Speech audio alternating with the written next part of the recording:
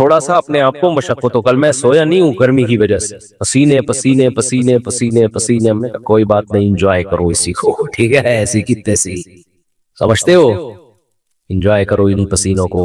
یہ بہت زیادہ گرمی ہو رہی ہے, آپ لوگ کو مجھے لگ رہا ہے محسوس ہو رہا ہے. ہماری مسجد میں ایئر کنڈیشن بھی نہیں ہے. اس پورے علاقے میں نا سب سے غریب مسجد ہماری ہے. لوگ کہتے ہیں مفتی صاحب تو کروڑوں روپے چندہ کرتے ہیں, اگر کروڑوں چندہ ہوتا تو ہماری مسجد کا یہ حال نہ ہوتا. باتیں کرنے پر گورنمنٹ کی طرف سے کوئی پابندی نہیں ہے, لوگ پھینکتے رہتے ہیں, اس مولوی کو دیکھو امریکہ جا رہا ہے, فلاں جا رہا ہے, فلاں جا رہا ہے, بہت پیسہ آ رہا ہوگا. تو آ رہا ہوتا تو یہ حال ہوتا. آپ کہہ سکتے ہو گھروں میں لگا رہا ہوگا مولوی, گھر جا کے بھی دیکھ لو ہمارے, میرے گھر میں اے سی نہیں ہے ابھی تک. خیر وہ اس کی ایک اور حکمت بھی ہے, وہ لگوا دوں گا میں. اتنا بڑا مسئلہ ایسا نہ ہو مجھے زکوٰۃ دینا شروع کر دیں کل اے سی کوئی زکوٰۃ میں لے آئے کہ لگا دو یار. اللہ نے مجھے بہت دیا الحمدللہ. اصل میں مجھے 4 جگہ لگانا ہے. مسئلہ یہ ہے کہ ہر چیز مجھے 4 سے ضرب دینی پڑتی ہے, اور پھر لگا دیں گے کوئی اتنا اللہ نے بہت دیا ہے, پھر اس کے بل اس کو کنٹرول کرنا ممکن نہیں ہے, پھر وہ 4 گنا اے سی کا مطلب ڈبل سے ڈبل. اللہ نے اتنا دیا ہے وہ بھی ہو جائے گا, لیکن ایک اور حکمت بھی ہے, وہ میں کیوں بتاؤں آپ کو, ساری باتیں کیا میں بتا دوں. میں چاہتا ہوں تھوڑا سا مشقتوں کا عادی رہے انسان. میں خود بھی رات گرمی میں ہی سویا ہوں, حالانکہ ہمارا جو مہمان خانہ ہے نا جہاں مہمانوں کو ٹھہراتے ہیں وہاں اے سی میں نے لگایا ہوا ہے, ایئر کنڈیشن. کہ میں خود گرمی میں سوتا ہوں, کیوں اپنے آپ کو چھوئی موئی بنا رہے ہو, زیادہ چھوئی موئی نہ بناؤ اپنے آپ. اللہ نے مجھے اتنا دیا, جو ظاہر ہے 4 گھروں کو چلا رہا ہو تو کیا وہ اے سی میں نہیں سو سکتا. تو دفتر میں ہم نے لگایا ہے مہمان خانہ, جہاں لوگوں کو ہم ٹھہراتے ہیں, جو کوئی بہت دور سے آ جائے, کوئی قریبی رشتہ دار آ جائے تو اس کے لیے لگایا ہوا ہے. لیکن میں خود اس میں نہیں سوتا. سو سکتا ہوں میں اس لیے کہ اللہ نے گرمی کا موسم جو دیا ہے نا وہ گرمی لگانے کے لیے دیا ہے, گرمی سے بھاگنے کے لیے بولو نہیں دیا. سردیاں جو اللہ نے دی ہیں سردی لگانے کے لیے دی ہیں, سردیوں سے بھاگنے کے لیے نہیں دی ہیں. تو خدا کا واسطہ اتنے چھوئی موئی مت بنو, انسان کے بچے بنو.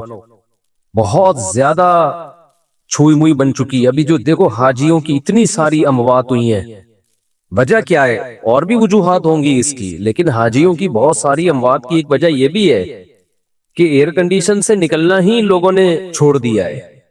تو یہ پسینہ اللہ نے کیوں رکھا ہے بھائی؟ دیکھو چلتا ہوا دریا جو ہے, چلتا ہوا پانی, وہ فریش ہوتا ہے. ہماری باڈی میں نا جب تک یہ چلتی پھرتی رہے گی, مختلف قسم کے فضلات اس کے ہماری باڈی سے مختلف طریقوں سے نکلتے رہیں گے تو فٹ رہیں گے ہم. کہیں بھی بریک لگا دی نا, اب اللہ نے مختلف طریقے رکھے ہیں. ایک طریقہ ہے پسینہ, اس سے بھی ہماری باڈی فریش ہوتی ہے. قبض ہو جائے کسی کو تو ٹینشن میں آئے گا نا, خوراک ہم کھاتے ہیں وہ بھی خارج ہوتی ہے. نبی صلی اللہ علیہ وسلم حجامہ کرواتے تھے مہینے میں 1 دفعہ, تھوڑا سا بلڈ نکال دیتے تھے, اس سے بھی ہماری باڈی کیا رہتی ہے؟ فریش رہتی ہے. خواتین کو مینسز ہوتے ہیں, ان کی انرجی کا بہت بڑا حصہ اس میں ضائع ہوتا ہے, لیکن وہ مینسز ان کی صحت کے لیے ضروری ہیں. بچے کی ولادت ہوتی ہے, نفاس کا خون آتا ہے, بہت زیادہ ان کی انرجی اس میں ضائع ہوتی ہے, لیکن وہ ان کی صحت کے لیے ضروری. یہ ساری چیزیں باڈی کو ریفریش کرنے کے لیے ہوتی ہیں. ریفریش سمجھتے ہیں؟ کمپیوٹر میں جب سسٹم میں گڑبڑ ہو تو کیا مارتے ہیں اس کو؟ ریفریش. ریفریش سے کام نہ چلے, ری اسٹارٹ. ری اسٹارٹ سے بھی کام نہ چلے, سافٹ ویئر اڑا دو اس کا, دوسرا ڈال دو اس میں. تو پسینہ نکلنا بھی ضروری ہے بھائی, خون نکلنا بھی ضروری ہے. اسی طرح جب شادی ہوتی ہے تو بھی انرجی استعمال ہونا شروع ہوتی ہے, وہ بھی ہماری باڈی کا حصہ ہے. جو لوگ بہت عرصہ اپنی بیویوں سے دور رہتے ہیں, سال سال 2 سال, ان کے بھی دماغ خراب ہونا شروع ہوتا ہے.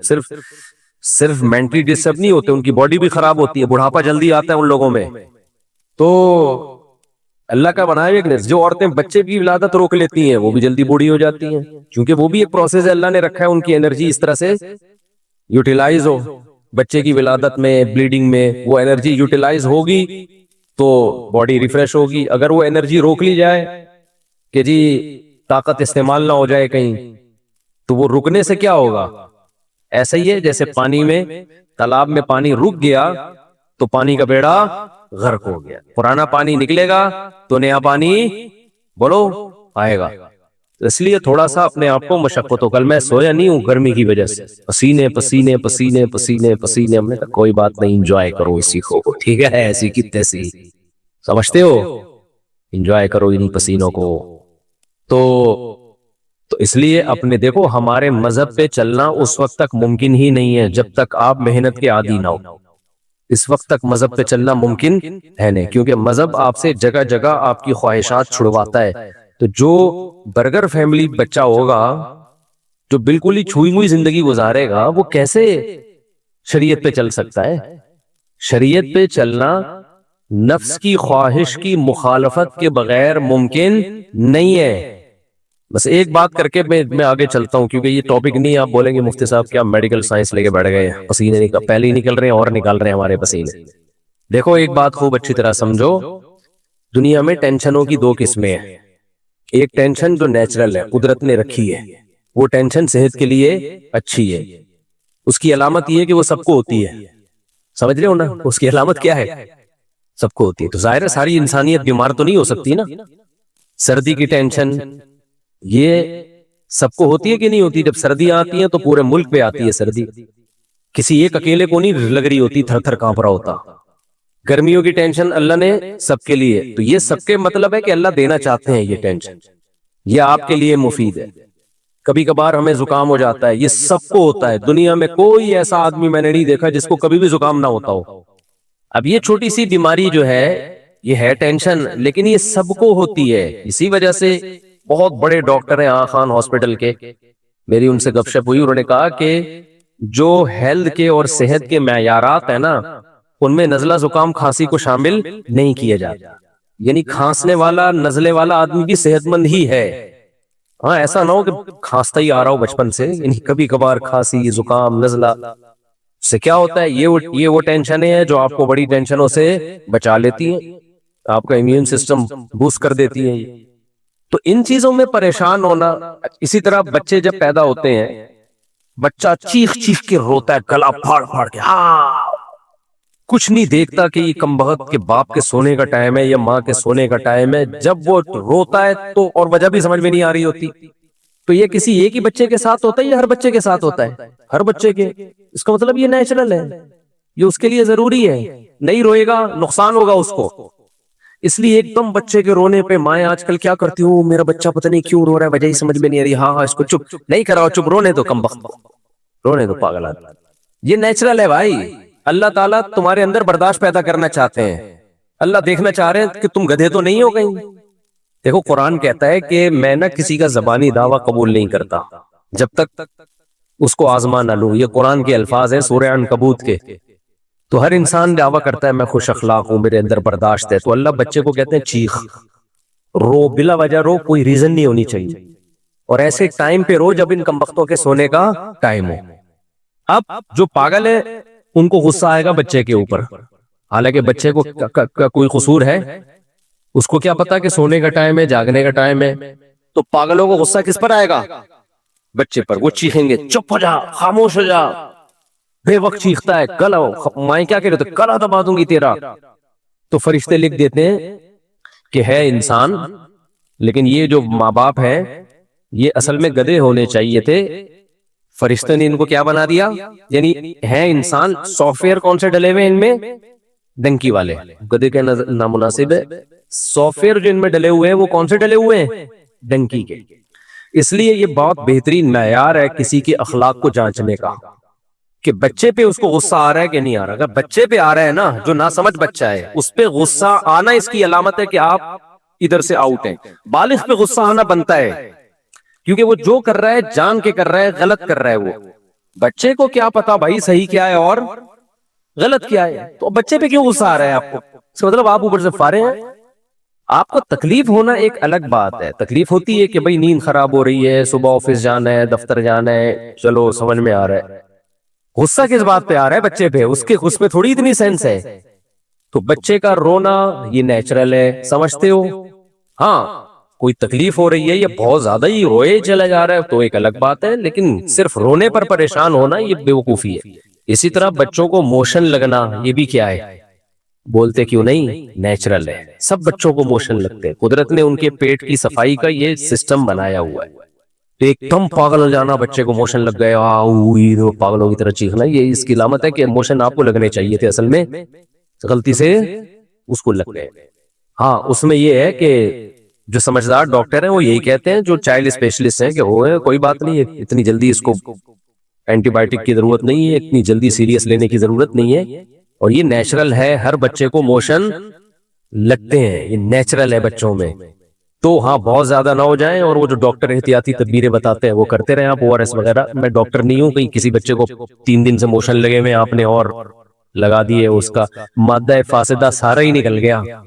وہ حکیم صاحب کا قصہ سناتا ہوں نا میں، کہ مادہ فاسدہ حکیم صاحب نے کہا اس کا نکالو۔ ایک حکیم صاحب ہر ایک کو موشن کی دوا دیتے تھے، تو عطائی حکیم نا جعلی حکیم ہوتے ہیں، میں نے ایسے حکیم بھی دیکھے ہیں، جو پیشنٹ جائے گا اس کو کہتے ہیں کہ پہلے ہم آپ کو جلاب آور دوا دیں گے، آپ کا پیٹ صاف ہوگا، باڈی نئے سرے سے ریفریش ہوگی، پھر ہم علاج کریں گے۔ پاگل آدمی تو کیا کر رہا ہے یار، ہر ایک کو موشن۔ تو اسی طرح ایک حکیم صاحب ہر ایک کو موشن کی دوا دیا کرتے تھے کہ پہلے مادہ فاسدہ نکلے گا، جو فاسد مادہ ہے نا وہ نکلے گا، پھر ہم علاج کریں گے۔ ایک بہت باریک سا آدمی چلا گیا، لوگوں نے کہا اس میں مادہ فاسدہ ہے ہی نہیں، مادہ ہی نہیں ہے، فاسد کہاں سے ہوگا؟ تو خدا کے لیے کچھ خیال کرنا۔ حکیم نے کہا نہیں، ہمارا علاج کا طریقہ یہ ہے کہ پہلے ہم مادہ فاسدہ نکالیں گے، اس کے بعد ہم علاج کریں گے۔ اس کو جلاب آور دوا دے دی، اس کا مادہ فاسدہ نکلنا شروع ہو گیا۔ حکیم کو لوگوں نے بلایا، بھائی یہ مر رہا ہے۔ حکیم نے کہا مادہ فاسدہ ہے، جتنا نکلے اتنا اچھا۔ یہ بالکل ایسا ہی ہے جیسے ہجامہ کر کر کے نا، جو ہجامے والے اناڑی کہتے ہیں فاسد خون ہے، جتنا نکلے اتنا اچھا۔ بھائی یہ غلط بات ہے، یہ ہجامہ والے بھی ایسے ہی کھینچ کھینچ کے خون نکال رہے ہیں، اور اس پہ سنت کا لیبل لگا دیتے ہیں، پھر اتنا خون نکال دیتے ہیں۔ جب ان سے بولو کیا کر رہے ہو، کہہ رہے ہیں یہ فاسد خون ہے، فاسد خون ہے۔ او بھائی جان خون ہے، یہ بلڈ ہے، یہ وہی بلڈ ہے جو رگوں میں دوڑ رہا ہے۔ یہ چکر آئیں گے، آدمی مر جائے گا، اتنا زیادہ نہیں کرو۔ جو کیا یار، یہ ایک مستقل ٹاپک ہے، ہر شخص پاکستان میں ہر فیلڈ میں ماہر ہے، اور جب تک کسی چیز میں پورا غلو نہیں ہوتا نا، اس وقت تک منجن بکتا نہیں ہے۔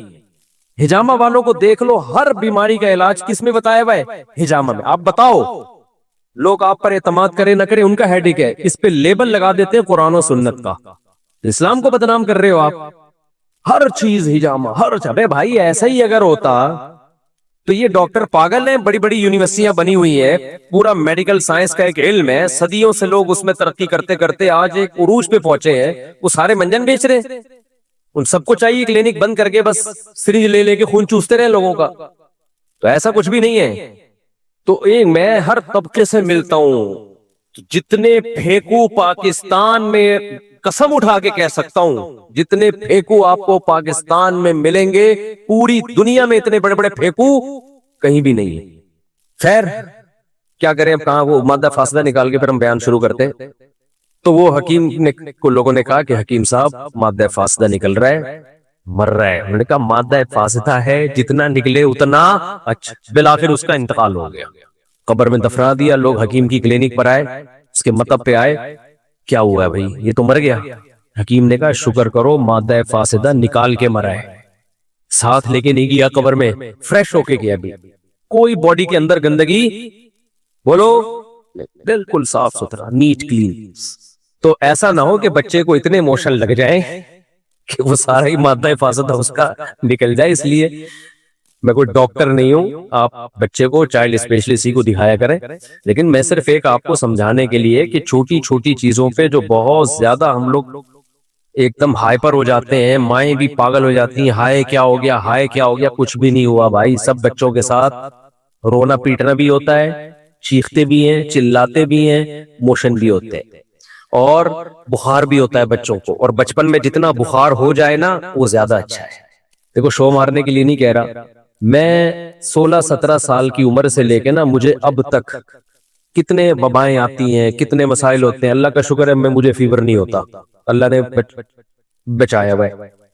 اس کی وجہ کیا ہے؟ مجھے صرف ایک دفعہ فیور ہوا ہے، وہ ہجامے کی وجہ سے، وہ اتنا زیادہ ہجامہ کر دیا تھا، مادہ فاسدہ نکالتے نکالتے میں ہی مرنے لگا تھا۔ خیر پھر وہ ملیریا نے اٹیک کیا، اور ایک آدھ دفعہ ہلکا پھلکا اور ہو گیا ہوگا۔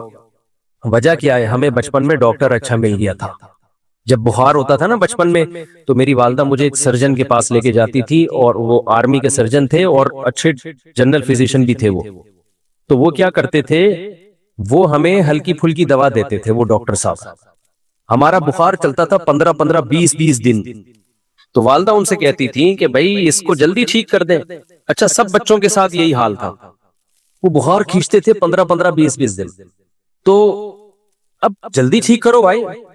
وہ کہتے تھے کہ دیکھو بچوں کا ابھی نا جو امیون سسٹم ہے نا وہ اس وقت ڈیولپ ہو رہا ہے، وہ بن رہا ہے. اگر ابھی سے ان کو اینٹی بایوٹک دے کے ہم بخار کو چلتے رہیں گے نا تو بڑے ہو کر بیماری رہیں گے. پھر ہونے تو کوئی مسئلہ نہیں ہے، 15 20 دن کھینچنے دو اس کو، خود ہی ٹھیک ہوگا یہ. تو وہ اس ڈاکٹر کا ہم پر اتنا احسان ہے، میں تو اس کے لیے دعائیں کرتا ہوں. اچھا، پبلک پھر اس ڈاکٹر کے پاس جاتی نہیں تھی، مائیں نہیں جاتی تھی. مائیں کہتی تھی بچہ ٹھیک ہی نہیں ہو رہا. وہ کہتا نہ ہو کوئی مسئلہ نہیں، کوئی ڈینجرس نہیں ہے، کھینچنے دو، 15 دن 20 دن 1 مہینہ لگ جائے کوئی مسئلہ نہیں ہے، آرام کراؤ، اسکول کی چھٹیاں کرا دو اس کو. تو اس ڈاکٹر کے کو کوئی لفٹ نہیں کراتا تھا. ان کے بارے میں مشہور تھا کہ یار ان کے پاس جا کے بندہ ٹھیک نہیں ہوتا. تو ایک اور ڈاکٹر تھے، پھر لوگ ان کے پاس لے جاتے تھے مائیں. ہماری اماں نہیں لے کر گئی ہمیں. ہماری اماں نے کہا بھائی ٹھیک ہے یہی کھلاتے رہو ہلکا ہلکا.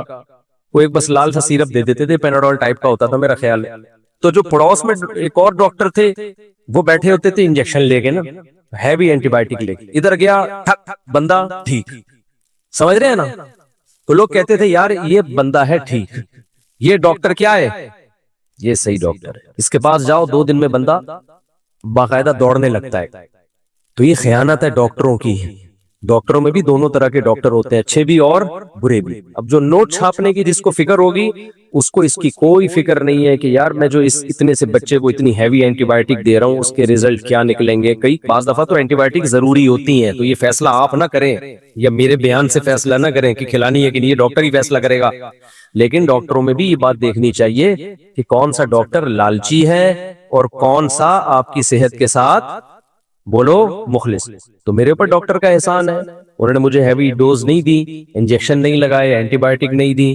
اس کا اثر یہ نکلا میں کہاں کہاں نہیں گیا، ایسے ایسے علاقوں میں گیا ہوں جہاں انتہائی شدید سردی، اور ایسے ایسے علاقوں میں گیا ہوں جہاں انتہائی شدید گرمی، نزلے بھی ہوتا ہے، کھانسی بھی، زکام سب کچھ.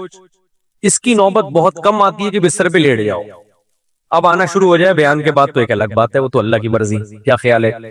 تو میں جو اصل بات آپ سے کر رہا ہوں یہ بھی ہمارے مذہب کا حصہ ہے. اپنی باڈی کو بہت زیادہ چھوئی موئی بولو مت بناؤ. پتہ ہے کچھ ٹینشنیں ایسی ہیں کہ وہ ٹینشنیں اٹھانا آپ کو آپ کی ٹینشن ختم کرنے کا ذریعہ بنتا ہے، اور کچھ ٹینشنیں ایسی ہیں کہ ان سے جان چھڑانا ٹینشن کا ذریعہ بنے گا.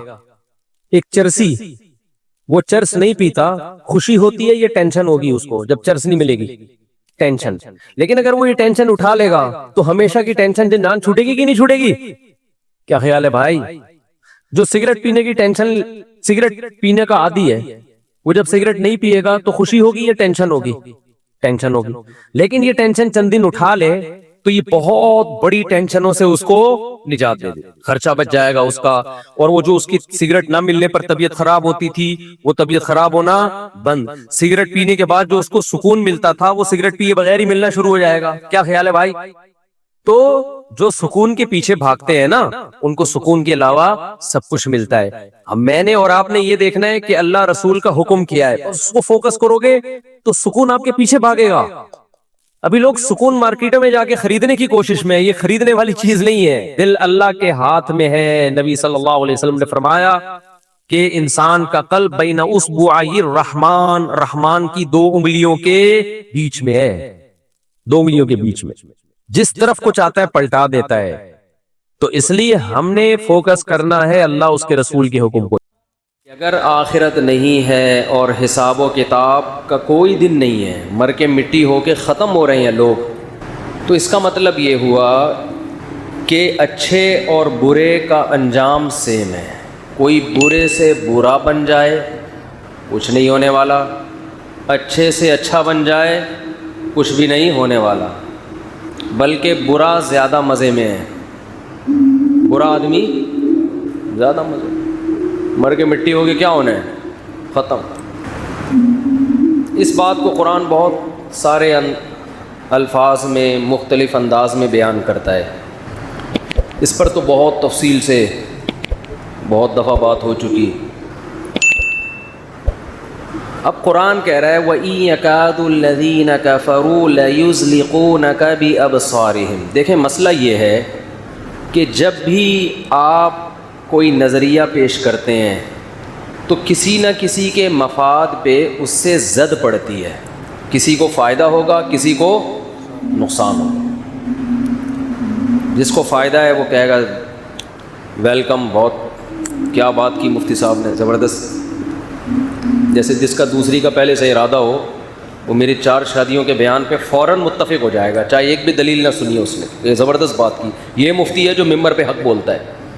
لیکن آپ کا بہنوئی یا داماد دوسری کرنا چاہ رہا ہو، آپ پہلے ہی اس کو روک رہے ہو اور اوپر سے ہمارا بیان 4 شادیوں کے فضائل پر ہو گیا، تو آپ بولیں گے انہی مفتیوں نے گھروں کو اجاڑا ہے، انہی مولویوں نے گھروں میں آگ لگائی ہے، یہ ممبر پہ بیٹھ کے یہ کچھ کرتے ہیں. یہ ایک مثال دے رہا ہوں، ابھی شادیوں کی بات نہیں کر رہا. مثال دینے پر گورنمنٹ کی طرف سے کوئی پابندی نہیں ہے، کوئی بھی مثال دی جا سکتی ہے. تو انسانی عادت ہے کہ جس نظریے پر جس کے مفاد پہ زد پڑتی ہے وہ آرام سے قبول نہیں کرتا، اور جس کو فائدہ ہوتا ہے وہ کہتا ہے زندہ باد، بہت زبردست. اچھا، بعض دفعہ جب آپ کوئی تھیوری پیش کرتے ہیں، کوئی نظریہ پیش کرتے ہیں تو سامنے والا مخالفت کرتا ہے، حالانکہ اس کے مفاد پہ زد نہیں پڑ رہی ہوتی، اس کا کوئی نقصان نہیں ہوتا، پھر بھی وہ مخالفت کرتا ہے. وہ کیوں کرتا ہے؟ اس لیے کہ وہ اس کے خلاف ایک بات پیش کر چکا ہوتا ہے. اب اسے پتہ ہوتا ہے کہ یہ بات صحیح ہے جو سامنے والا کر رہا ہے، لیکن وہ انا کا مسئلہ بنا لیتا ہے. یہ بہت بڑی قسم ہے گمراہی کی جو مارکیٹ میں ہول سیل کے حساب سے پھیلی ہوئی ہے. یہ والی گمراہی بھی کم نہیں ہے، یعنی آپ کے مفاد پہ اس سے کوئی زد نہیں پڑ رہی، کوئی آپ کا نہ پیسوں کا مسئلہ نقصان ہو رہا ہے، کچھ بھی نہیں، لیکن چونکہ آپ اس کے خلاف بول چکے ہیں، تقریر کر چکے ہیں یا کہیں بحث کر چکے ہیں، اب آپ کو اپنی بے عزتی محسوس ہوتی ہے تسلیم کر لینے میں.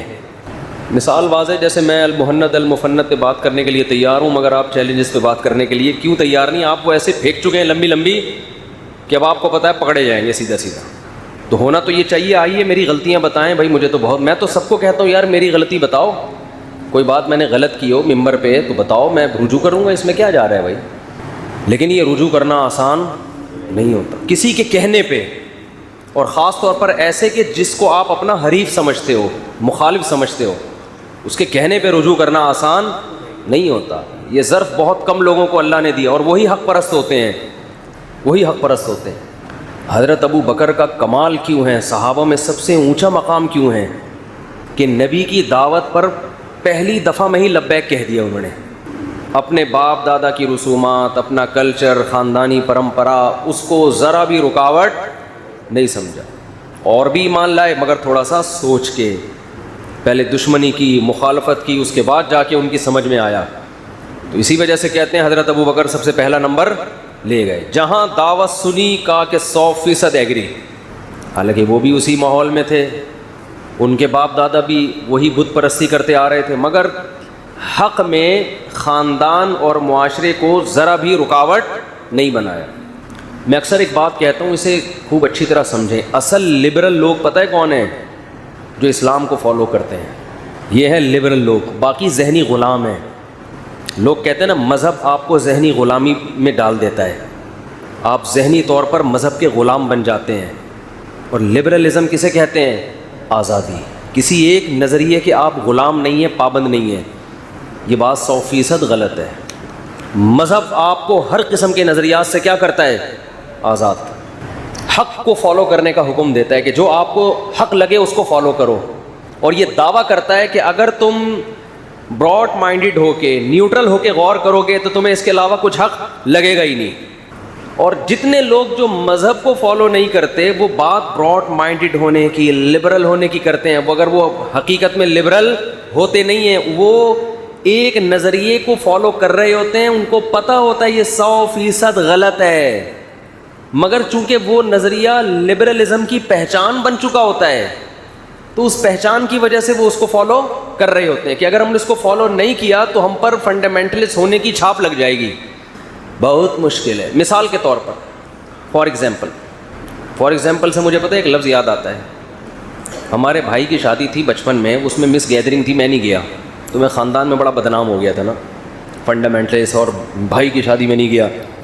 تو ہمارے ایک رشتہ دار ہیں, وہ انگلش بہت بولتے تھے, ابھی بھی بولتے ہیں, اللہ ان کی عمر برکت دے.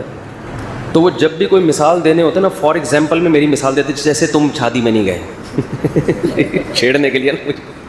اور you set a bad example, کو جس طرح کا اسٹرکچر استعمال کرتے تھے, تم نے ایک بہت بری مثال قائم کی ہے. تو جب بھی میں جاتا ہوں نا فار ایگزامپل, مجھے وہ واقعہ ان کا یاد آ جاتا ہے. وہ تھوڑا سا مجھ پہ طنز کرتے تھے کہ جیسے آپ نے بدتمیزی کی اور نہیں گئے. اب دیکھو میں ایک مثال دے رہا ہوں. پردے دار عورتیں غلام سمجھی جاتی ہیں جو پردہ کرتی ہیں, فنڈامنٹلسٹ, بنیاد پرست. لبرل عورتیں کیا ہیں؟ آزاد, جو بے پردہ گھوم رہی ہیں, کسی کی پابند وابند نہیں ہیں. حالانکہ اللہ کی قسم یہ پابندیں ہیں. ان کو دلائل کی دنیا میں سمجھ میں آ رہا ہے کہ پردہ اصل ہے, مگر ذہنی غلامی مغرب کی ہے. یہ اپنے اوپر مذہب کی چھاپ کو برداشت کرنا پسند, یہ اس میں ان کو بے عزتی محسوس ہوتی ہے کہ لوگ کہیں گے مذہبی خاتون ہیں. اس چھاپ اور اس تانے سے بچنے کے لیے, جو معاشرے میں برا سمجھا جاتا ہے تانا, اس سے بچنے کے لیے ان تمام دلائل کو ایک طرف رکھا اور مغرب کی ذہنی غلامی اختیار کی انہوں نے.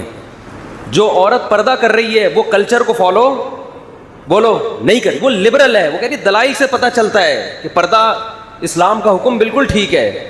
جو کلچر کے اگینسٹ چل رہا ہے اس کو کہہ دیا کہ وہ لبرل نہیں ہے, اور جو کلچر کا غلام ہے اس کو کیا کہتے ہیں؟ لبرل ہے.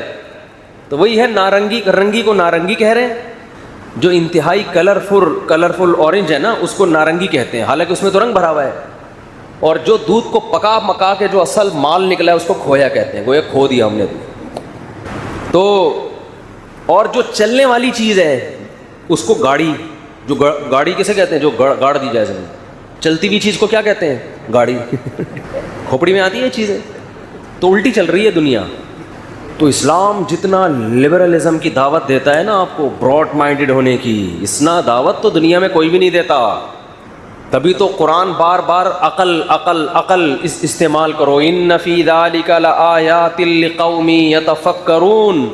قرآن کہہ رہے اس میں کھوپڑی استعمال کرنے والوں کے لیے نشانی ہے. جو اندھے مقلد ہوتے ہیں, کلچر کو فالو کرتے ہیں, ذہنی غلام بنے ہوئے, ان کو یہ اس سے ہدایت ہی نہیں ملے گی قرآن سے. اس قرآن سے ہدایت ان کو ملے گی جو براڈ مائنڈڈ ہو کے غور فکر کرتے ہیں, کسی نظریے کے پابند نہیں ہے, بالکل ذہنی, ہر قسم کی ذہنی غلامی سے آزاد ہو کے جو سوچے گا اسے اس قرآن سے گائیڈنس ملے گی. قرآن اس کو سیدھا راستہ دکھائے گا, بتائے گا یہ صحیح ہے یہ غلط ہے, اس کی سمجھ میں آئے گا. کیونکہ رسول اللہ صلی اللہ علیہ وسلم جس کلچر میں, جس معاشرے میں آئے نا اسلام کی دعوت لے کے, اس میں اسلام کی دعوت بالکل یو ٹرن لینا تھا. یعنی کلچر جس طرف جا رہا ہے اس کے بالکل اگینسٹ, بالکل اپوزٹ. کلچر سینکڑوں خداؤں کا قائل تھا. اسلام نے کہا عقل استعمال کرو. قرآن کے اکثر دلائل عقلی ہیں, یعنی عقل کو استعمال کرنے کا حکم دیتا ہے. لو کان فیہما آلہۃ الا اللہ لفسدتا. قرآن کہہ رہے عقل سے سوچو, اگر اس زمین میں ایک سے زیادہ خدا ہوتے تو زمین آسمان کا نظام تباہ و برباد ہو جاتا. ایک گھر میں 2 سربراہ ہوں تو گھر کیا ہو جاتا ہے؟ برباد. تبھی تو ہو رہے ہیں برباد, پتہ ہی نہیں چل رہا باپ ہے کون, میاں کون ہے. ابھی وہ امریکہ سے ایک دوست آئے ہوئے ہمارے, پتہ نہیں بیان میں بیٹھے کہ نہیں بیٹھے. وہ کہہ رہے امریکہ میں جو بیوی ہے وہ میاں ہوتی ہے, جو میاں ہوتا ہے وہ کیا ہوتی ہے؟ جو لگ رہا ہے سارا ہوتا ہے. اس کو اتنے حقوق دے دیے انہوں نے کہ مرد اگر ہاتھ اٹھا لے وہ تو گیا, عورت چترال لگا لے تو کوئی اتنا بڑا کیس نہیں بنتا اس پہ. تو گھر کا بھی ایک سربراہ ہوتا ہے, نہیں ہے تو آج سے بنا لے, جا کے الیکشن کروا دیں, بے شک بچے کو باپ بنا دیں لیکن بنائیں کسی کو ضرور. یہ جو گھر میں اتنے فسادات ہو رہے ہیں نا, اس کی وجہ یہ ہے کہ گھر میں ایک امیر کی اطاعت, اللہ نے تو بنا دیا شوہر کو نا, باپ کو بنا دیا, شوہر کو بنا دیا, لیکن اگر آپ کو اللہ والا حساب سمجھ میں نہیں آ رہا ہے تو چلو یار الیکشن کرا کے بیوی کو بنا دو, بچے کو باپ بنا دو, لیکن جب اختلاف ہوگا تو چلے گی کس کی؟ ایک کی. اس سے گھر میں سکون ہوگا. اس کے علاوہ تعویذ گنڈوں سے وظیفوں میں ٹائم ضائع مت کرو, کخ بھی نہیں ہونے والا اس سے. ایک تو لوگوں کو صحیح حل بتایا نہیں جاتا, اوپر سے وظیفوں میں لگا کے جو اصل حل ہے اس سے اور زیادہ غافل کر دیتے. میں وظیفوں کے مخالف نہیں ہوں, پڑھ لیں, اچھی بات ہے, اللہ کا نام لینے کی توفیق مل رہی ہے, لیکن یہ حل نہیں ہے. اور ہمارے ملک بھی کیوں نہیں چل پا رہا ہے پتہ ہے؟ ایک آدمی کے ہاتھ میں پاور ہی نہیں ہے, پتہ ہی نہیں چل رہا کس کمبخت کا کام سڑکیں ٹھیک کرنا ہے, گٹر کے ڈھکن کون لگائے گا, کس کو گالیاں دیں, کس کو برا کہیں. جب بھی آپ کراچی میں امن کی بات کرو تو یہ فلاں کا شعبہ ہے, ابے بھائی یہ سڑک بنا دو, یہ فلاں کا, یہ ہمارا نہیں ہے, یہ ہیڈک کس کا ہے, یہ فلاں وزارت کا ہے. یہ پتہ ہی نہیں چل رہا ہوتا کس کے سینٹ میں جو بل پاس ہوا ہے ابھی خاندانی نظام کی تباہی والا, اس میں پی ٹی آئی کو گالیاں دینی ہے یا مسلم لیگ کو دینی ہے یا نون لیگ کو دینی ہے, کس کو گالیاں, یہی نہیں پتہ چل رہا. اس کا ذمہ دار وزیر اعظم عمران خان ہے یا کون ہے, یہ پتہ ہی نہیں چل رہا. وزیر اعظم کو برا بولا بولو بھائی میرا کیا ہے, وہ تو سینٹ میں بل پاس ہوا ہے, مجھ سے پوچھ کے تھوڑی ہوا ہے. تو عجیب کھچڑی چل رہی ہے. جس قوم میں, جس ملک کو یہی نہیں پتا ہو کہ کس کے ذمے کیا کام ہے, اس میں ترقی کے خواب دیکھنا حماقت ہے. تو صدارتی نظام ہونا چاہیے جیسے امریکہ میں ہے, ہر چیز کا ذمہ دار ڈونلڈ ٹرمپ نکلتا تھا, صحیح ہے نا. تو یہاں تو کچھ ہے ہی نہیں. ایک متحدہ عرب, بات ہٹ رہی ہے موضوع سے لیکن کسی حد تک موضوع ہی پہ ہو رہی ہے. یہ متحدہ عرب امارات سے نا ایک صاحب, میں لاہور کے اسٹیشن پہ بیٹھا ہوا گھر والوں کے ساتھ ٹرین میں واپس آ رہا ہوں, تو ایک صاحب بیٹھے ہوئے عربی, ٹوٹی پھوٹی اردو بھی آتی, مجھے دیکھ کے پہچان گئے, کہنے لگے آپ فلاں, میں نے کہا جی ہاں.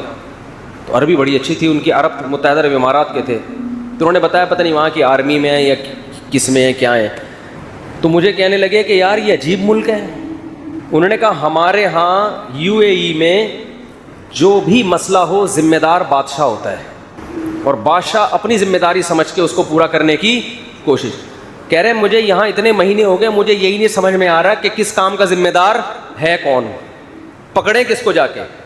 اور اس کا فائدہ لوگ اٹھاتے ہیں, سیاسی جماعتیں. مثال کے طور پر گٹر اگر کھلے ہوئے ہیں نا, لوگ گر رہے ہیں اس میں, تو جس کی ذمہ داری نہیں ہے وہ اس کو گالیاں دینا کہ دیکھو یہ گٹر کھلے ہوئے ہیں فلاں کے دور حکومت, حالانکہ وہ خود ذمہ دار ہوتا ہے اس کا بعض دفعہ. تو کچھ عجیب گند مچا ہوا ہے یار. یہ وہ حیران ہو رہا تھا, کہہ رہے تم لوگ چل کیسے رہے ہو, تمہارا تو کوئی سسٹم ہی نہیں ہے. اتنے محکمے بنے ہوئے ہیں اور ہر محکمے کا بڑا ہی الگ ہے کوئی. تو یہ بربادی ہے.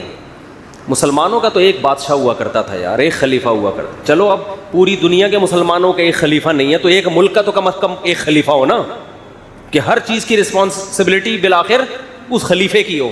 اس خلیفے کو آپ وزیر اعظم بول دو, صدر بول دو, ہمیں ناموں میں کوئی مسئلہ نہیں ہے. آپ اس کو صدر مملکت بول دو, پریزیڈنٹ بول دو, وزیر اعظم بول دو, پرائم منسٹر, کچھ بھی بول دو آپ اس کو, خادم القوم بول دو آپ اس کو. لیکن ایک آدمی کیا ہونا چاہیے, اختیارات کس کے پاس ہوں, ایک آدمی. یہ اسلام کا مزاج یہ ہے.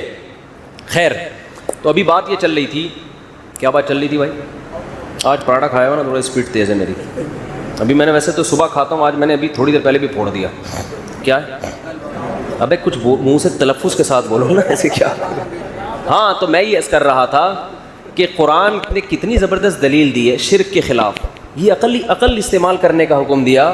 لو کان فیہما آلہۃ الا اللہ, اگر اس کائنات میں اللہ کے علاوہ بھی خدا ہوتے, یعنی ایک خدا کے علاوہ بھی خدا ہوتے, اللہ فسادتا, اس کا نظام کیا ہو جاتا, تباہ و برباد. ایک دن نہیں چلنی تھی, کیونکہ ایک گھر سربراہ کے بغیر نہیں چلتا, ایک ریاست سربراہ کے بغیر نہیں چلتی.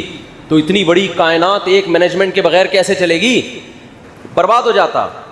تو یہ تو کھوپڑی استعمال کرنے کا قرآن کہہ رہے ہیں نا. تو جو لبرل آدمی ہے نا, جو ذہنی غلام نہیں ہے, نہ انگریز کا غلام ہے, نہ جاپنیز کا غلام, نہ سائنسدانوں کا غلام, نہ ڈاکٹروں کا غلام, اس کی کھوپڑی یہاں کیا کرے گی, کام کرے گی. قرآن کہہ رہے ہیں ام خلقوا من غیر شیء ام هم الخالقون. اس میں قرآن نے کوئی نقل سے دلیل نہیں, نقل کا مطلب کسی کا قول نقل نہیں کیا کہ حضرت جی کا یہ ارشاد ہے کہ تمہیں کسی نے پیدا کیا ہے. نا نا نا نا, قرآن کہہ رہے ہیں ام خلقوا من غیر شیء ام هم الخالقون. تم خود سے بنے ہو یا تم نے خود اپنے آپ کو بنایا ہے بھائی. اب جو لبرل ہوگا نا, حقیقی لبرل, وہ کیا کہے گا, یار خود سے کیسے بن گئے. ڈاروین نے پھینک دی تھی کہ ہزاروں سال میں بن گئے, تو ہزاروں سال میں تو ایک بے جان پتلا نہیں بن سکتا, چلتا پھرتا انسان کیسے بن گیا ترقی کر کے, ہے بھائی. دم کہاں گئی, بندر سے بنے ہیں تو دم مارکیٹ سے, نہ دم دے رہے ہیں نہ دم کے پیسے دے رہے ہیں ہمیں. سائنسدان کہتے ہیں دم تھی, تو میں سائنسدانوں سے پوچھتا ہوں یا تو ہمیں دم دو بھائی, جو ہماری دم کہاں گئی, یا اس کے ہمیں کیا چاہیے, پیسے چاہیے. ٹھیک ہے, نہ دم دے رہے ہو نہ دم کے, تو اس کا مطلب جھوٹ بول رہے ہو تم. اور اگر دم تھی, بندر سے ہم بنے ہیں, تو بندر سے ایک دم انسان میں کیسے کنورٹ ہو گئے, درمیان میں بھی تو کچھ ہونا چاہیے نا. ارے جو اتفاق سے چیزیں آہستہ آہستہ ارتقائی مراحل طے کرتی ہیں آہستہ آہستہ، تو وہ ایک دم سے تھوڑی کنورٹ ہوتی ہیں. کچھ ایسے ہوتے جو ابھی انسان بننے والے ہوتے، وہ ابھی 5000 سال کے بعد انسان بنیں گے. تھوڑے تھوڑے انسان ہیں، تھوڑے تھوڑے کچھ اور ہیں، آدھے بندر ہیں آدھے انسان ہیں، کچھ ایسا ہوتا. یہ آدھی دم ابھی ان کی باقی ہے، یہ تھوڑی سی رہ گئی، اس کے پیسے بھی کم ہے، کوئی اتنا مسئلہ نہیں ہے. ٹھیک ہے. تو یہ کیا بن مانس اور انسان تو بہت ڈفرینٹ ہیں ایک دوسرے سے. درمیان والی نسلیں کہاں غائب ہو گئیں؟ اور پھر ہزاروں سال سے اس کے بعد کچھ کیوں نہیں بن رہا؟ یہاں کے بریک کیوں لگ؟ اتنے سوالات ہیں، کسی کے باپ کے پاس بھی ان کے جوابات نہیں ہیں. اور اتفاق سے چیزیں بنتی کبھی بھی نہیں ہیں، بگڑتی ہیں. ایک 4 اینٹیں اتفاق سے نہیں رکھی جا سکتی کروڑوں سال میں. پورا انسان بنا کے چلتا پھرتا، بول رہا ہے، دیکھ رہا ہے، سن رہا ہے. تو لبرل اگر ہوگا نا سچی مچی کا، سائنسدانوں کی غلامی میں نہیں ہوگا، ان کے سحر میں گرفتار نہیں ہوگا، کھوپڑی استعمال کرے گا، وہ کبھی بھی اس دعوے کو قبول نہیں کرے گا. وہ کہے گا قرآن صاف کہہ رہے ہیں خلقوا من غیر شیء، خود سے کیسے پیدا ہو گئے بھائی؟ ایک تصویر خود سے نہیں بن سکتی، آنکھ کی تصویر نہیں بن سکتی. ڈیجیٹل کیمرہ آپ کی آنکھ میں کھوپڑی میں فٹ، اور 2 کیمرے فٹ ہو گئے اور دیکھ رہے ہیں وہ. دیکھیے نا کیسے ہو گیا، دل لگ گیا، کان بن گئے. یہ تو میں خیر بیان کرتا رہتا ہوں اس ٹاپک پر. تو لبرل لوگوں کو قرآن کیا کر رہا ہے؟ دعوت دے رہا ہے. قرآن کہتا ہے کہ موت کے بعد زندگی نہیں ہے، تم کہتے ہو. قرآن کہہ رہے عقل استعمال کرو، تم کہتے ہو یہ ممکن نہیں ہے. قرآن کہتا ہے کیوں ممکن نہیں ہے؟ جو پہلی مرتبہ بنا سکتا ہے وہ دوبارہ کیوں نہیں بنا سکتا؟ دنیا میں کوئی اس کی مثال دیکھی کہ فرسٹ ٹائم بنا سکتے ہیں دوبارہ نہیں ہو سکتا؟ ریپیئرنگ زیادہ آسان ہے یا پہلی دفعہ بنانا؟ آج تک کوئی ایسی کمپنی دیکھی جس نے گاڑی بنا کے کہا اب نہیں بنا سکتے بھائی ہم، اب ہم وہ بھول گیا یار میں کس طرح بنایا تھا. ٹویوٹا کمپنی نے کوئی بنائی اپنی گاڑی، ریوو بنائی، ویگو بنائی، اب آپ دوبارہ آرڈر دینے کے ابے یار میں تو یاد ہی نہیں کیسے بنائی تھی. ابے بھائی ہمارے تو ذہن سے ہی. اور آپ یہی دلیل دے رہے ہو کہ یہ لوہا جو پگھلا ہوا ہے، کسی کمپنی نے دعویٰ کیا کہ ہم ریوو بنا سکتے ہیں. مجھے ریوو پسند ہے تو اس لیے میں زیادہ اسے پراٹھوں کی مثال بھی اسی لیے دیتا ہوں زیادہ. شادیوں کی بھی جو اپنی چین وہ ساری یہاں چلا دیتے ہیں، بریانی مسالے والی.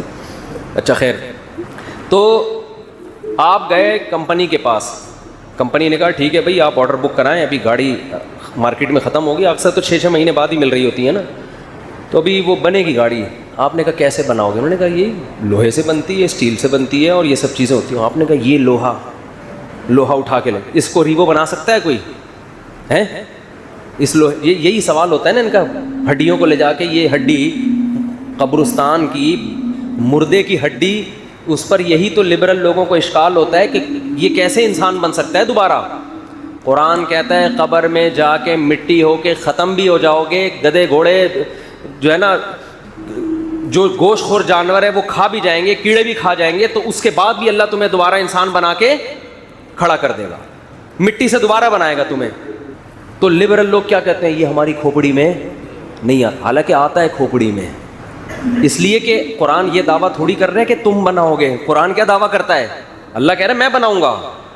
اب ایک گنوار دیہاتی کے پاس آپ جاؤ کہ اس لوہے سے اور اس بھٹی میں آپ کو دے رہا ہوں، یہ لوہا دے رہا ہوں، یہ اسٹیل دے رہا ہوں، آپ اس سے کار بنا کے دکھاؤ. کہے گا بھائی یہ میرے بس کی بات نہیں ہے، تم کیسا کام کر رہے ہو. لیکن یہی مطالبہ آپ کمپنی سے کرو جو پہلی دفعہ گاڑی بنا چکی ہے، تو یہ مطالبہ کیا ہوگا؟ درست ہوگا. اس پہ آپ اعتراض تم لوہے سے کیسے بناؤ گے؟ وہ کہیں گے بھائی ایسے بنائیں گے جیسے پہلی دفعہ بنا دی ہم نے، ٹھیک ہے نا، دوبارہ بنا دیں، دوبارہ اس سے اچھی بنائیں گے. پہلی دفعہ میں تو تجربے میں کچھ چیزیں دائیں بائیں ہو جاتی ہیں. تبھی جو نئے ڈاکٹر بناؤ اس سے علاج نہیں کرایا کرو. صحیح بتا رہا ہوں میں آپ، علاج ہمیشہ بوڑھے ڈاکٹر بوڑھے حکیم سے کراؤ. یہ شروع میں وہی ہوا ہے، حکیم صاحب قبرستان سے گزرتے ہوئے منہ پہ کپڑا ڈالتے تھے، لوگوں نے پوچھا کہ ارے شرم آ رہی ہے، سارے میرے پہنچائے ہوئے ہوتے ہیں. تو یہ نئے جو ہے نا شروع میں ایسے ہوتے ہیں، وہ تجربے کر کے پھر جا کے ماہر بنتے ہیں. تو اب کیا ہے کہ کمپنی کے لیے دوبارہ بنانا کوئی مشکل نہیں ہے. حالانکہ گاڑی کی بھی جو میکینزم ہے کتنا عجیب ہوتا ہے، ہمارے لیے تو وہ بھی عجیب ہے. بٹن دباؤ اسٹارٹ، ادھر بٹن دباؤ شیشے کھل رہے ہیں، اے سی چل رہا ہے. آٹومیٹک گاڑیاں وہ جو کروز پہ کر لیتے ہیں، 120 پہ لگایا بیٹھ گئے آرام سے، وہ چلے جا رہی ہے. عجیب سسٹم ہے یار.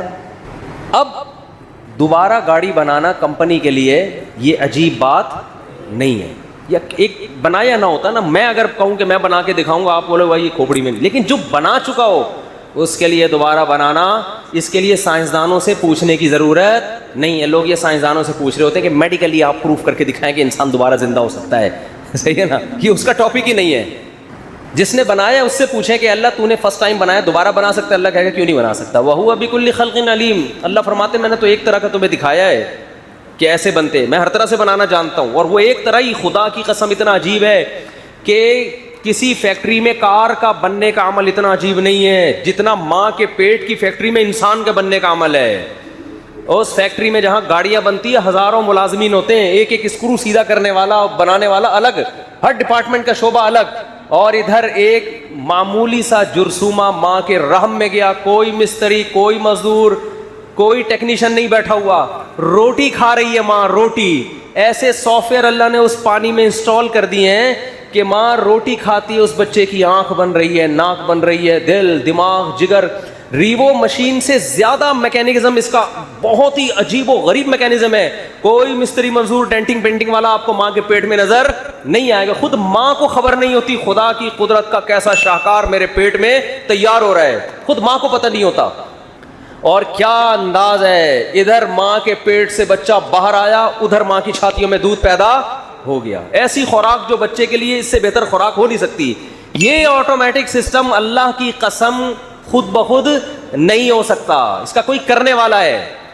اور وہ جو مشین آئی ہے وہ زندہ ہے, چلتی, وہ گاڑی بولتی تو ہے, دروازہ کھولا کو بولے گی شٹ دا ڈور, بولنے نہیں, وہ اس میں ریکارڈنگ ڈالی ہوئی ہے. خود گاڑی کو نہیں پتا ہوتا. اب تو گاڑیاں گالیاں بھی دے رہی ہیں, میں نے سنا ہے. ہاں سنا ہے, اب ایسی آٹومیٹک گاڑی آ رہی ہے کہ اگر آپ اوور اسپیڈ کرو گے تو گاڑی ایک دفعہ تمیز سے بات کرے گی, بھائی ذرا آرام سے. یہ سنا ہے میں نے, پتہ نہیں حقیقت ہے نہیں, مجھے کسی نے بتایا. پھر 2-3 دفعہ اس کو گالیاں دینے پہ آ جائے گی آپ کی سیفٹی کے لیے. غلط اوورٹیک کر رہے ہو آپ کو, تو زیادہ ٹیکنالوجی ترقی کرے گی تو جھانپڑ بھی پڑنا شروع ہو جائیں گے.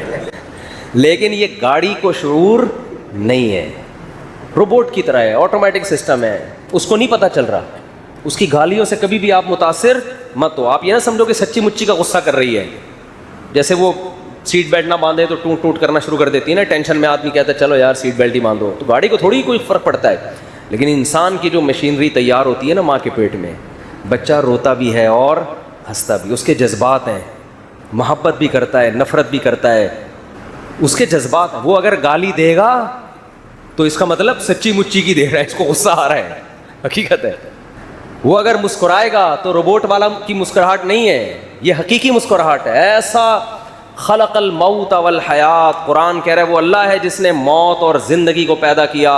اتنی ترقی کے باوجود اب تک حیات پیدا نہیں ہو. حیات پیدا ہونا تو دور کی بات, سائنسدان حیات کو ڈیفائن نہیں کر سکیں اب تک. یہ حیات ہے کیا, زندگی کی ڈیفینیشن کیا ہے, زندگی کو ڈیفائن نہیں کر سکے یہ ہے کیا چیز.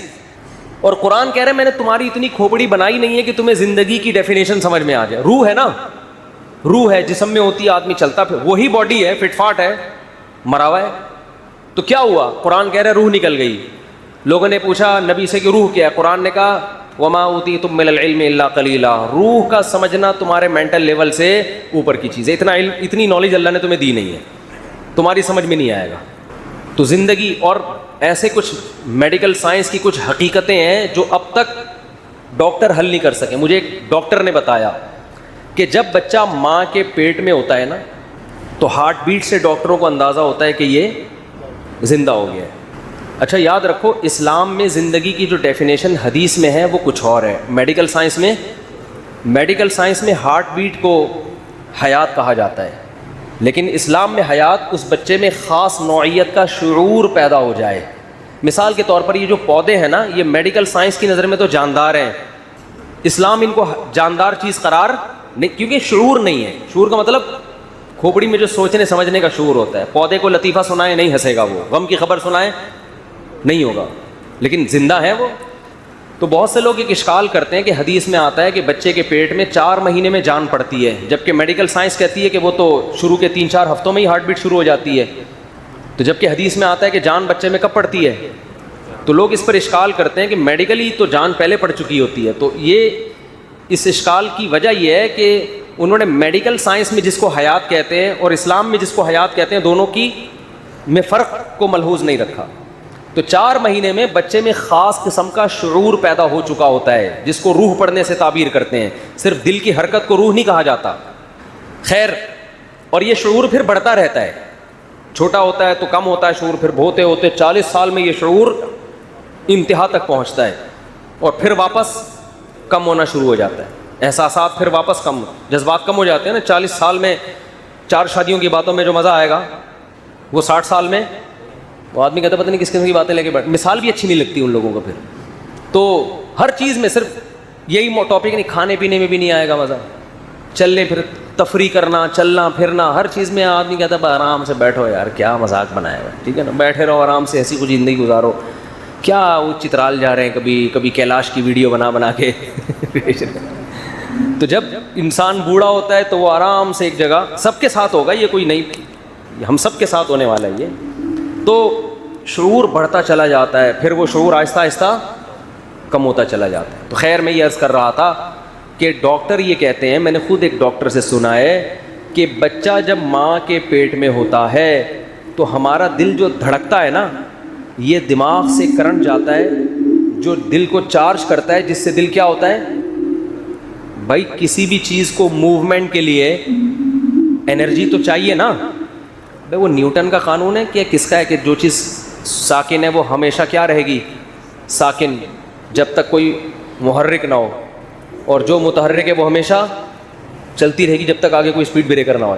یہ میری اپنی اسٹائل ہے نیوٹن کے قانون کو نیوٹن کا تھا، پتہ نہیں کس کا قانون ہے یہ، نیوٹن کا. اچھا، تو ظاہر ہے دل کو بھی ہلنا ہے نا، تو جب تک کوئی ہلائے گا نہیں دل تھوڑی ہلے گا. تو اس کے لیے قدرت نے کیا رکھا ہے، دماغ کیا کرتا ہے، دل کو چارج. لیکن دماغ کے چارج کرنے کے لیے ضروری ہے کہ دماغ پہلے خود تو اس میں حیات پیدا ہونا، اور وہ بلڈ کے سرکولیشن کے بغیر دماغ میں زندگی پیدا بولو نہیں ہوتی. اور بلڈ کا سرکولیشن ہارٹ بیٹ کے بغیر ممکن نہیں ہے. دل جب تک دھڑکے گا نہیں تو دماغ کرنٹ نہیں پھینکے گا، اور دماغ جب تک کرنٹ نہیں پھینکے گا تو دل دھڑکے گا نہیں. تو میں نے خود ایک ڈاکٹر سے سنا کہ اب تک سائنس اس راز پر مطلع نہیں ہوئی ہے کہ فرسٹ ٹائم دل کیسے دھڑکتا ہے بچے کا، کیونکہ دماغ تو ابھی مردہ ہے. دماغ کیا ہے، وہ تو مردہ ہے ابھی. اگر ہم یہ کہیں کہ دماغ نے کرنٹ بھیجا تو وہ دل کے دھڑکے بغیر بھیج کیسے دیا کرنٹ اس نے، اور اگر دل دھڑک کے کرنٹ بھیجا تو دل دھڑک کیسے گیا کرنٹ بھیجے بغیر. تو اتنے سارے راز ہیں جو ابھی تک مبہم ہیں. تو ایسا پیچیدہ نظام بنایا ہوئی آٹومیٹیکلی بن گیا سارا. یہ لبرل لوگ جو ایتھیسٹ ہوتے ہیں نا، جو کہتے ہیں ہم کسی نظریے کے پابند نہیں ہیں، آپ پابند ہیں غلط نظریات کے، ٹھیک ہے نا. آپ نے ایک نظریہ پہلے فرض کر لیا ہے اور اب اوٹ پٹانگ کر کے اب دلائل اسی کی طرف آپ کھینچے چلے جا رہے ہیں. اگر آپ براڈ مائنڈڈ ہو کے سوچیں گے تو آپ اس بات کو ماننے پر مجبور ہوں گے خود سے نہیں بنے بلکہ کسی نے ہمیں بنایا ہے. خود نہیں بن سکتے، اور بنانے والے کو تو بنانے والا ہی جانتا ہے. وہ تو ہم جانتے نہیں کہ وہ خود سے کیسے، وہ ہمیشہ سے ہے.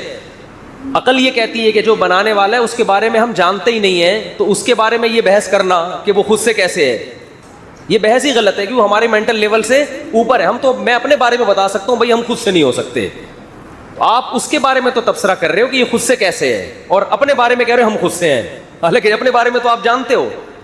اس کو کہتے ہیں فر من المطر وقام تحت المیزاب. بعض لوگ ایک اشکال سے بچنے کے لیے اشکالات کے سمندر میں بہہ جاتے ہیں. آپ بارش سے بھاگے پانی سے بچنے کے لیے، اور پرنالے کے نیچے آ کے آپ کھڑے ہو گئے. تو ایتھیس ایک اعتراض سے بچنے کے لیے اس کا جواب ایسا دیتا ہے کہ 100 اعتراض اس کے اوپر ہوتے ہیں پھر آ کے. تو خیر قرآن کیا کہہ رہا ہے، تمام عقل استعمال کرنے کی بہت ترغیب دیتا ہے. ان فی ذالک لآیات لأولی الالباب، عقل مندوں کے لیے اس میں کیا ہے، بہت بڑی بڑی نشانی ہے. اور قرآن کتنی مثالیں دیتا ہے کہ حضرت عیسیٰ علیہ السلام کو وہ کہتے تھے نا اللہ کے بیٹے ہیں. قرآن نے عقل استعمال کرنے کی حکم کہ جو خدا ہے جس کا کوئی ہم مثل نہیں ہے، ایک انسان جو کھاتا ہو پیتا ہو اور وہ محتاج ہو. تمہاری تو خود تاریخ کی کتابوں میں لکھا ہے کہ عیسیٰ علیہ السلام اور حضرت مریم کھاتے بھی تھے پیتے بھی تھے. کانا یاکلان الطعام، جو کھانے پینے کا محتاج ہوتا ہے وہ خدا کی جنس میں سے نہیں ہوتا، بیٹا باپ کی جنس میں سے ہوتا ہے. تبھی تو ہم کہتے ہیں جو لوگ کہتے ہیں نبی صلی اللہ علیہ وسلم بشر نہیں ہیں نور ہیں, تو ہم کہتے ہیں پھر آپ کی اولادیں سید بھی نور ہونی چاہیے. کسی بھی سید کا لیبارٹری ٹیسٹ کرواؤ, کیا نکلے گا؟ وہ انسان نکلے گا. گردے ہوں گے 2 عدد, ایک دل ہوگا اس کے اندر, اور پھیپڑے ویپڑے, وہی سارا سیٹ اپ انسانوں والا. تو جب یہ انسان ہے تو ان کے جد امجد آپ صلی اللہ علیہ وسلم بھی کیا ہیں؟ وہ بھی انسان ہیں. انسانوں سے انسان پیدا ہوتے ہیں, تو آپ بشر ہیں. تو میں یہ عرض کر رہا تھا, جلدی سے بات, سوالات بہت زیادہ جمع ہوئے ہیں, کئی ہفتوں سے سوال کے جواب نہیں دے رہے نا. تو میں عرض کر رہا تھا کہ اصل جو لبرلزم ہے وہ کس کے پاس ہے؟ بولو, اسلام. باقی ہر آدمی اپنے کلچر کو فالو کر رہا ہے. کسی نے سائنسدانوں کو باپ بنایا ہوا ہے اپنا. صرف اسلام ہے جو آزادی کا قائل ہے اور آپ کو صرف ایک خدا کا غلام بناتا ہے, جس کے ویسے ہی آپ غلام ہو. آپ نہیں بھی مانو تو آپ ہو اس کے. آپ کے ماننے سے یہ نہیں ہوگا کہ کوئی آپ نے کوئی تیر مار دیا. یعنی اسلام نے ہمیں غلام بنایا نہیں ہے, بتایا ہے کہ تم ہو کیا, غلام ہو. تو مان لو تو ثواب ملے گا, نہیں مانو گے تو جہنم میں جاؤ گے. تو کیا اس میں ایک حقیقت پر مطلع کیا ہے. خدا کی قسم, آزاد اس دنیا میں صرف وہ لوگ ہیں جو مذہب کو فالو کرتے ہیں. وہ کسی کے غلام, اپنے باپ کے غلام نہیں ہوتے. وہ باپ کی اطاعت کر رہے ہیں خدا کے کہنے پر. جہاں خدا نے منع کر دیا وہ اپنے باپ کی نہیں مانتے. قرآن نے کہا نا ولا تطیعہما, کہ شرک کے معاملے میں ماں باپ کو فالو مت کرو. لبرل لوگ اپنے باپ دادا کے دین کے مذہب پر ہوتے ہیں اکثر. اسلام کہہ رہے ہیں اگر تمہارے باپ اور ماں تمہیں غلط کام کا حکم دیں, ناجائز کام کا حکم دیں, تو قرآن کہہ رہے ہیں ان کو تم نے فالو نہیں کرنا, لیکن سلوک اچھا کرنا ہے, پھر بھی حسن سلوک کرنا ہے, فالو نہیں کرنا. تو اس سے پتہ چلتا ہے ہم تو حقیقی غلام جسے کہتے ہیں, مجازن تو کہہ دیے جاتے ہیں میں اپنے والد کا غلام ہوں, میں فلاں کا غلام ہوں, میں فلاں کا غلام ہوں, لیکن حقیقی غلام ہم صرف کس کے ہیں؟ اللہ کے, جس نے ہمیں پیدا کیا. تو یہ جو ہے نا, آپ کو ایک خدا کی غلامی سے, جو نام نہاد لبرل لوگ ہیں, ایک خدا کی غلامی سے نکال کے کوئی آپ کو کلچر کا غلام بنا رہا ہے, کوئی اپنے کلچر کا, کوئی مغربی کلچر کا. ابھی یہ جو سینٹ میں بل پاس ہوا, یہ کیا ہے؟ یہ اسمبلیوں میں غلام ذہنیت کے لوگ بیٹھے ہوئے ہیں جو کہہ رہے ہیں کہ آپ اپنے بچے پہ ہاتھ نہیں اٹھا سکتے اور ڈانٹ بھی نہیں سکتے. بے تحاشا مار پیٹ تو ویسے اسلام نے پابندی لگائی ہے اس پہ, لیکن اسلام اجازت دیتا ہے باپ کو کہ بھائی تربیت کے لیے بچے پہ ہاتھ اٹھا سکتے ہو. تو یہ کہہ رہے ہیں نہیں اٹھا سکتے. تو اس کا مطلب اب بچوں کے بجائے کیا پیدا ہوں گے؟ باپ پیدا ہوں گے. حقیقت ہے نا, اور ہونا شروع ہو گئے, نظر آ رہے ہیں. میں دیکھ رہا ہوں باپ بیٹے کے سامنے ایسے ہلکی آواز سے بات کر رہا ہوں اور بیٹا اونچی آواز سے بات کر رہی ہے. ہمیں سیٹنگ نظر آنا شروع ہو گئی ہے. تو لیکن عقل پہ تالے پڑ جاتے ہیں, غلام غلام غلام. آپ وکیلوں کا ڈریس دیکھ لو, کوٹ پہن کے, جون کے مہینے میں کوٹ پہن کے, کالے کوٹ, کالا رنگ تو ویسے ہی بہت گرمی لگاتا ہے. کالا تو آپ گرمیوں میں کرتا بھی پہنو تو آدمی کو کھانے لگتا ہے, کیونکہ کالے رنگ میں روشنی جذب ہوتی ہے, بہت تیزی سے کالا رنگ. تو گرمی میں کالا کوٹ پہن کے جو وکیل عدالت میں آ رہے ہوں, یہ آپ کو آزادی دلائیں گے. یہ تو خود کس کے غلام ہے بھائی؟ انگریز کے غلام ہے. ان کے ملک میں ٹھنڈک ہے, سردی ہے, وہاں یہ کوٹ سمجھ میں آتا ہے, تم کیوں؟ لیکن وہی ہمارے ایک استاذ کہہ رہے تھے, انگریز جو پتلون چھوڑ کر گیا وہ انہوں نے چڑھا لیے. پتلون چینج کرنے کے لیے تیار نہیں ہے. اور یہ کہتے ہیں مولوی لوگ نظریاتی غلام ہیں, مولوی لوگ تمہیں, مولوی کسی کی غلامی میں نہیں لے کر آتا تمہیں, وہ اپنی غلامی میں نہیں لا رہا تمہیں.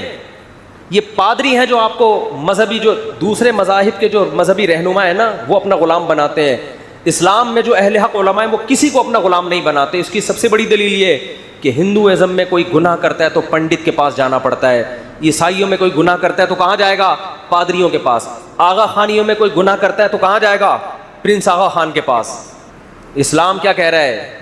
کسی سے گناہ ہوا کسی مولانا کے پاس نہیں جانا. اور مولانا بھی بتا رہے ہوتے ہیں من یعمل سوءا او یظلم نفسہ ثم یستغفر اللہ, جس سے بھی گناہ ہو جائے, اپنی جان پہ ظلم کر بیٹھے, اللہ سے کیا کرے؟ غلام کس کے ہیں؟ اللہ کے. اللہ سے ہاتھ اٹھا کے معافی مانگے, یجد اللہ غفور الرحیم, اللہ فرماتے ہیں اللہ کو وہ غفور اور رحیم پائے گا. ڈائریکٹ کس سے؟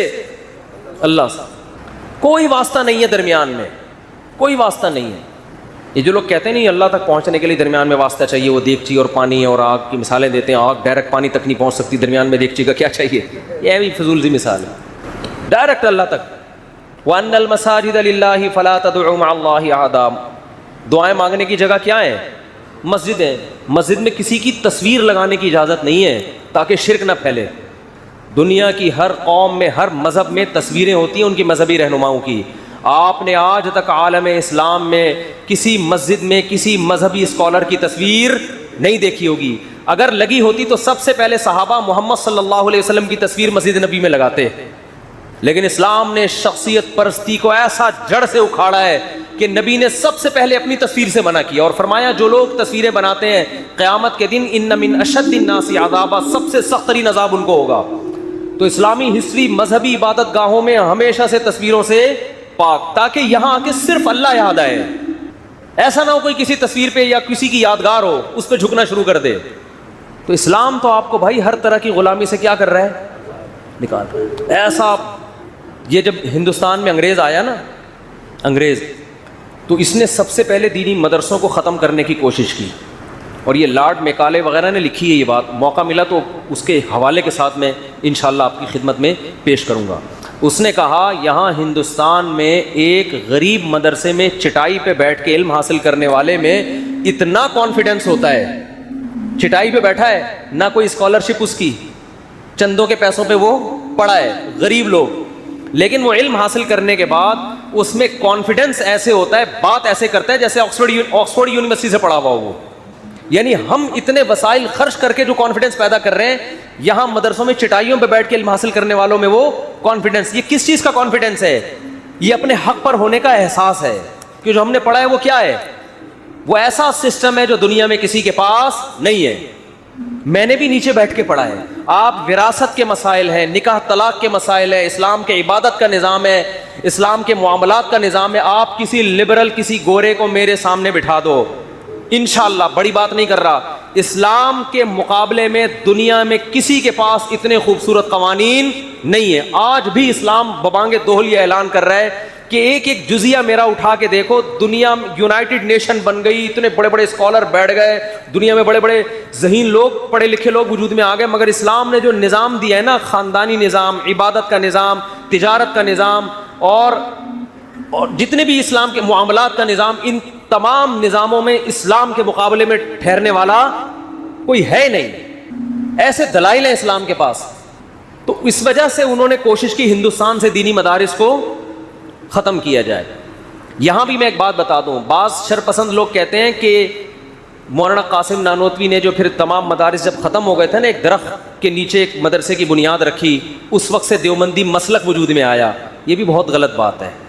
سارے مدارس جب ختم ہو گئے تو انہوں نے وہی علماء جو انہی مدرسوں سے فارغ تھے، جو ہندوستان میں جو علم پڑھایا جاتا تھا، جو ساری دنیا پڑھتی تھی، اسی علم کو باقی رکھنے کے لیے مدرسہ کھولا تھا.